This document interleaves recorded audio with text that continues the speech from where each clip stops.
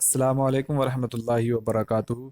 शाद study hub channel में आपका इस्तकबाल है। मैं मोहम्मद दिलशाद छठी जमात के निसाब में शामिल उर्दू गुलदस्ता का पहला सबक लेकर आपकी खिदमत में हाजिर हूँ। इस सबक का उन्वान है जैसी नीयत वैसा फल। आज हम इस सबक में पढ़ेंगे कि इंसान को किस तरीके से इस सबक के ज़रिए बताया गया है कि इंसान को जैसी नीयत होती है उसको वैसा ही फल मिलता है। चलिए शुरू करते हैं। ये अब से बहुत दिनों पहले की बात है। एक पहाड़ी इलाके में छोटा सा गांव था। उस गांव में एक मालदार औरत रहती थी। लोग उसे ललीना कहते थे। ये मालदार मगर बड़ी खुद गर्ज और लालची औरत थी। खुद गर्ज जो सिर्फ अपने मकसद के लिए जिंदगी गुजारे। उसका घर पक्का और शानदार बना हुआ था।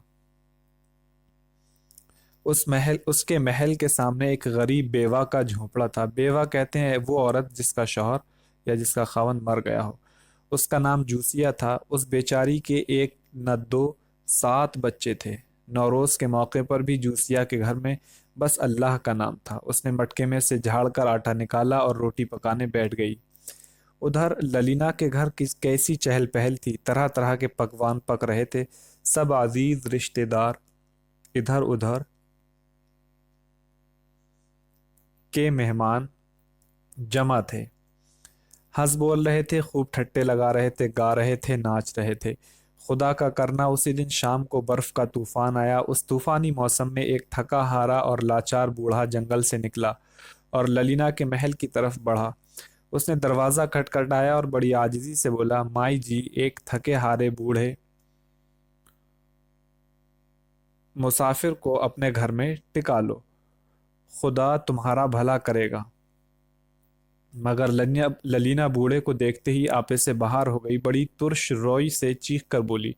तुर्श रोई का माना होता है कि चेहरे के हाव भाव बिगाड़ कर किसी से हाव भाव बिगाड़ना। चल हट, दूर हो जा यहाँ से मुआ। आज ही के दिन मनहूस सूरत दिखाने को रह गई थी। उसने झटके से दरवाजा बंद किया और अंदर चली गई। बेचारा बूढ़ा उस बर्ताव से रुहासा हो गया। मतलब एक रोने की सी कैफियत हो गई। उसने चारों तरफ नजर दौड़ाई। सामने टूटी फूटी झोपड़ी नजर आई। ये गरीब जूसिया की झोपड़ी थी। बूढ़ा उसी तरफ चल पड़ा। जूसिया ने बूढ़े को हाथों हाथ लिया, इज्जत की जगह बिठाया और बड़ी लजाजत से बोली, बाबा, इस वक्त ढंग का खाना हम आपको ना खिला सकेंगे। जो कुछ रूखी सूखी है हाजिर है। आप बड़े शौक से आज की रात यहाँ आराम फरमाइए। बूढ़े ने जूसिया को दुआएं दी और बच्चों के साथ चूल्हे के पास बैठ गया। थोड़ी देर में बच्चों से घुल मिल गया और नकलें करके उन्हें खूब हंसाया। दूसरे दिन तड़के ही बूढ़ा रुखसत होने लगा। जूसिया ने रात के बचे खुचे रोटी के टुकड़े बूढ़े के थैले में रख दिए। बूढ़े ने चलते वक्त कहा, आज की सुबह जो काम भी शुरू करोगी वो बस सूरज डूबते ही खत्म होगा। जूसिया कुछ समझ ना पाई, पर बूढ़े से कुछ पूछने की हिम्मत ना हुई। इतने में सातों बच्चे हाथ मुंह धो दस्तरखान के चारों तरफ बैठ गए। जूसिया परेशान हो गई। उसकी समझ में नहीं आता था कि बच्चों को क्यों कर बहलाए। रात के बचे खुचे टुकड़े बूढ़े के थैले में डाल चुकी थी। अचानक उसे एक बात याद आई। उसके बक्स में लेनन का एक अच्छे किस्म का थोड़ा सा कपड़ा रखा था। उसने सोचा, लाओ उसी को ललीना के हाथ बेच आऊं, कुछ पैसे मिल जाएंगे। इन पैसों से बच्चों का पेट का सहारा हो जाएगा। बक्स खोलकर उसने जी में कहा, लाओ जरा इसको नाप कर तो देखूं कितना होगा। पर अब वो नाप रही है, बराबर नापे जा रही है। कपड़ा है कि खत्म ही नहीं होता। ऐसा लगता था कि जैसे सफेद दूध का दरिया है जो उसके बक्स से बह रहा है या उबल पड़ा है। थोड़ी ही देर में उसकी झोपड़ी कपड़े से भर गई। दोपहर को जूसिया ने अपने पड़ोसियों को मदद के लिए बुलाया। उस सफेद लेनन से झोपड़ी ठसाठस भरी थी। आंगन भरा था। आंगन से बाहर सड़क पर सफेद लेनन के ढेर थे। मजे की बात यह है कि बक्स में से जूसिया ने नापने के लिए जो कपड़ा उठाया वो जूं का तू मौजूद था। आखिर शाम हुई। सूरज का सुर्ख गोला पहाड़ों के पीछे जा छुपा और जूसिया का बक्स आप से आप बंद हो गया। जूसिया ने ये सारा कपड़ा बेच डाला। बहुत बड़ी रकम हाथ आई। उसने नया मकान बनाया और बाल बच्चों समेत बड़े आराम से रहने लगी। ललीना को जब जूसिया की ये कहानी मालूम हुई तो बहुत पछताई और अपने को कोसने लगी। उसे क्या खबर थी कि ये मुआ बुढ़ा खोसट जादूगर था। उसने दिल में ही कहा, खैर जो हुआ सो हुआ। अब के वो बूढ़ा इधर आ निकला तो वो जरूर इसकी तलाफी करेगी। आखिर खुदा खुदा करके नए साल का दिन फिर आया। हर तरफ खुशी ही खुशी, हर तरफ चहल पहल। अब की ललीना ने सुबह ही सुबह अपने बच्चों को गांव से बाहर भेज दिया और ताकीद कर दी कि बड़े मियाँ को देखते रहें। इत्तेफाक की बात, आज रात को भी बर्फ का तूफान आया।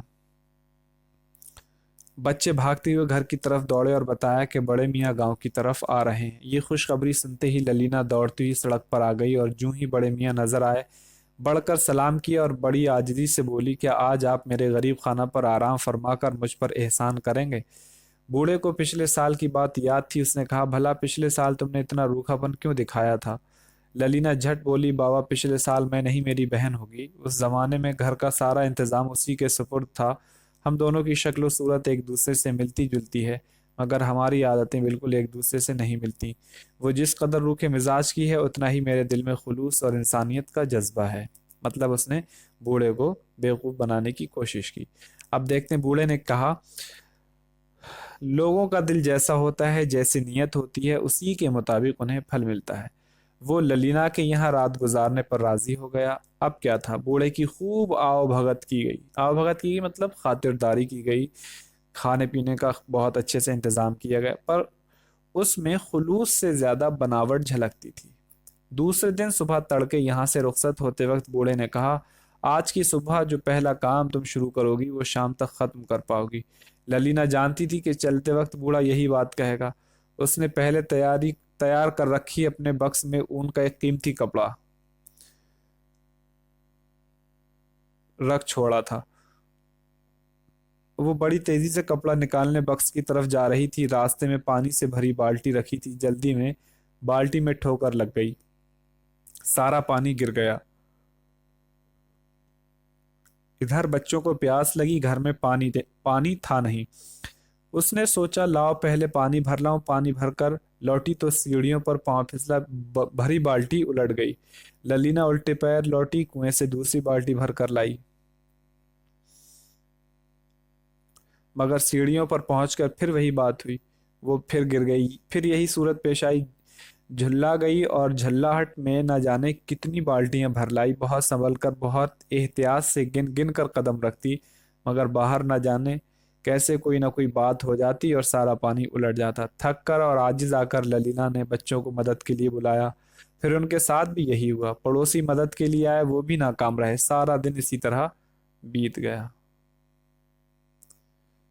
शाम होने को आई तो जूसिया भी मदद को पहुंची। वो भरी बाल्टी लेकर सही सलामत गुजर गई। पानी का एक कतरा भी जमीन पर नहीं गिरा, पर वो बाल्टी कमरे के कोने में रखने भी ना पाई थी कि सूरज ने अपना लाल चेहरा पहाड़ियों के पीछे छुपा लिया। ललीना बेचारी को इतना वक्त ही ना मिला कि अपने कपड़े की नाप तोल करती। बूढ़े मुसाफिर ने सच ही कहा था, जैसी नीयत वैसा फल। ये मोहम्मद हुसैन हस्सान के जरिए लिखी गई लोक कहानी है। चलिए अब हम सवालात हल करते हैं। बूढ़े से ललीना ने क्या कहा, यानी बूढ़े से ललीना ने क्या कहा? अब बूढ़े से ललीना की जो मुलाकात हुई थी, यानी जो आमना सामना हुआ था, वो दो दो बार हुआ था। पहली बार जब तूफान आया था उस वक्त, और दूसरा था जब दोबारा जब जूसिया के घर में जो कपड़ा निकला था, उसके बाद उसने लालच में उस बूढ़े से मुलाकात की थी। तो जब पहली मर्तबा उसने बूढ़े को देखा तो बूढ़े से ललीना ने कहा, चल हट, दूर हो जा यहां से मुआ, आज ही के दिन मनहूस सूरत दिखाने को रह गई थी। इसको हम देख लेते हैं।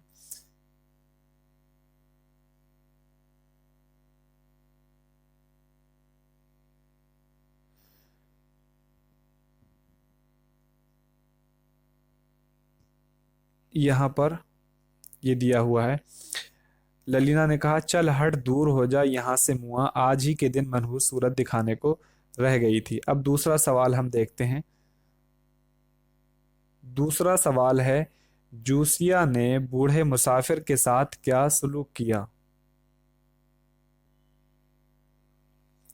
इस सवाल का जवाब है कि जूसिया ने बूढ़े को हाथों हाथ लिया, इज्जत की जगह बिठाया और बड़ी लजाजत से बोली, बाबा इस वक्त ढंग का खाना हम आपको ना खिला सकेंगे। जो कुछ रूखी सूखी है हाजिर है, आप बड़े शौक से आज की रात यहाँ आराम फरमाइए। तो इस तरीके से जूसिया ने बूढ़े के साथ रवैया अपनाया। अब तीसरा सवाल हम देखते हैं। तीसरा सवाल है कि बूढ़े मुसाफिर की दुआ से जूसिया को क्या फायदा हुआ। इस सवाल का जवाब होगा कि जूसिया को उसके बक्स से, यानी जो बक्स था, बॉक्स जिसे हम कहते हैं, उससे बहुत सारा कपड़ा मिला, जिसकी वजह से बहुत बड़ी रकम हाथ आई। उसने नया मकान बनाया और बाल बच्चों समेत बड़े आराम से रहने लगी। तो जूसिया को बूढ़े की दुआ से ये फायदा हुआ। सवाल नंबर 4 का जवाब हमें देखना है। पहले सवाल देख लें। ललीना ने दूसरी मर्तबा बूढ़े के साथ कैसा बर्ताव किया। ललीना ने बूढ़े की खूब आवभगत की। यहाँ देख लें, जब बूढ़ा ललीना के यहाँ रात गुजारने पर राजी हो गया, अब क्या था, बूढ़े की खूब आवभगत की गई, पर इसमें खुलूस से ज्यादा बनावट झलकती थी। दूसरे दिन सुबह तड़के यहाँ से रुखसत होते वक्त बूढ़े ने कहा, आज की सुबह जो पहला काम तुम शुरू करोगी, ये नहीं लिखना है, सिर्फ इतना ही होगा कि ललीना ने, यहाँ से हम लिख सकते हैं कि जब वो बूढ़ा ललीना के यहाँ रात गुजारने पर राजी हो गया, अब क्या था, बूढ़े की खूब आवभगत की गई, पर उसमें खुलूस से ज़्यादा बनावट झलकती थी। मतलब आसान लफ्ज़ों में भी आप लिख सकते हैं और इस लाइन को भी आप नकल कर सकते हैं कि ललीना ने बूढ़े की खूब आवभगत की। सवाल नंबर 5 हम देख लें। ललीना को बूढ़े की दुआ से फ़ायदा क्यों नहीं हुआ। ललीना को बूढ़े की दुआ से फ़ायदा इसलिए नहीं हुआ क्योंकि ललीना की नीयत दुरुस्त नहीं थी। हम देख सकते हैं कि बूढ़े ने कहा था, बूढ़े ने क्या कहा, लोगों का दिल जैसा होता है, जैसी नीयत होती है, उसी के मुताबिक उन्हें फल मिलता है। तो ललीना की नीयत दुरुस्त नहीं थी। उसकी नीयत कुछ और थी और बनावट, यानी उसका जाहिर कुछ और था और उसके मन में कुछ और था। इसकी वजह से, उसकी नीयत की वजह से उसे फायदा नहीं पहुंचा। और सवाल नंबर 6 देख लें हम। नीयत की खराबी की वजह से ललीना को किन परेशानियों का सामना करना पड़ा। तो ललीना को जिन परेशानियों का सामना करना पड़ा वो था पानी भरना। यानी यहाँ देख लें,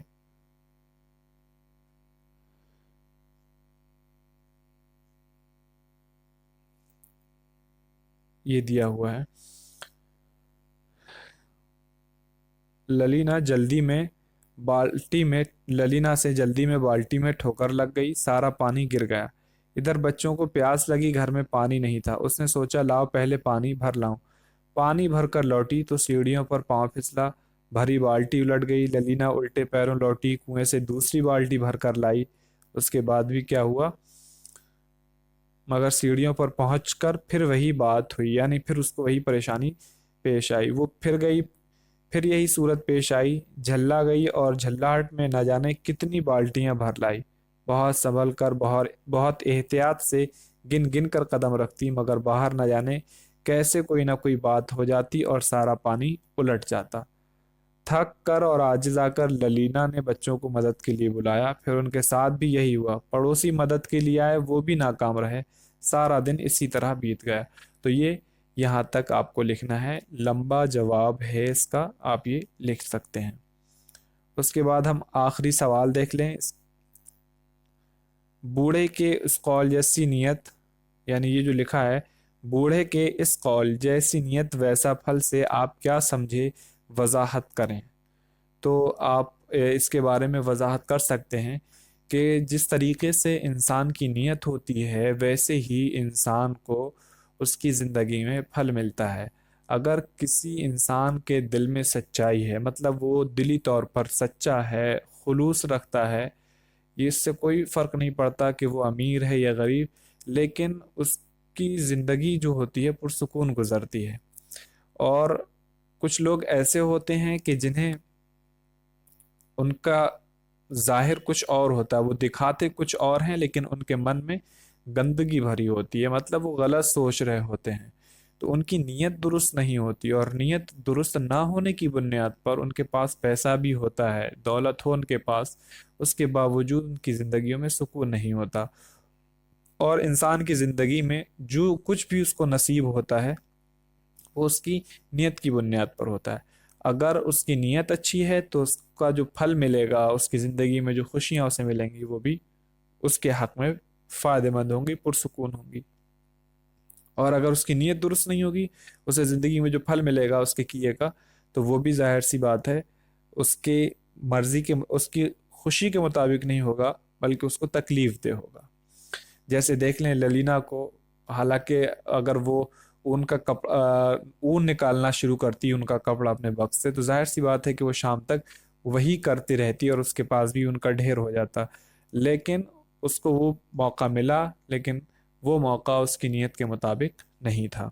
जैसी उसकी नीयत थी वैसी ही उसको आधा अधूरा उसकी ज़िंदगी में वो फल मिला।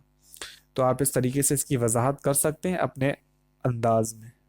ये एक सिर्फ नमूना समझ लें। तो ये सबक यहाँ मुकम्मल हो गया। उम्मीद है कि ये सबक आपको समझ में आया होगा। किसी भी तरह की कोई दिक्कत पेश आती तो आप कमेंट बॉक्स में ज़रूर पूछें। मिलते हैं आपसे अगली वीडियो में, तब तक अपना ख्याल रखें। अल्लाह हाफिज़।